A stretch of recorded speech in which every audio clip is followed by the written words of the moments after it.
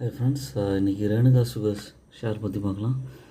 இது ஒரு 41 ரூபா ரேஞ்சில் வாங்கினீங்கன்னா 46 ரூபா பக்கம் போக வாய்ப்பு இருக்குது. ஸ்டாப் லாஸாக 38 ரூபா வச்சுக்கலாம். ரேணுகா சுகர்ஸ் வந்து சுகர், ஆல்கஹால், எத்தனால் மேனுஃபேக்சரிங்கில் இருக்காங்க. மார்க்கெட் கேபிட்டல் வந்து 9000 கோடி.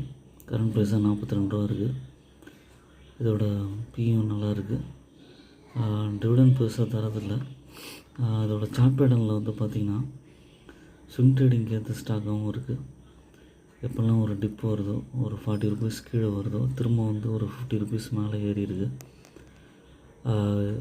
அதுக்கப்புறம் கொஞ்சம் நாளைக்கு சைட்வேஸ் பேட்டர்னில் இருந்தாலுமே டிப்ஸ் வரும்போதும் அங்கேயும் அக்யூமுலேட் பண்ண முடியும். ஸ்விங் ட்ரேடிங் பற்றியும் யோசிக்க முடியும்.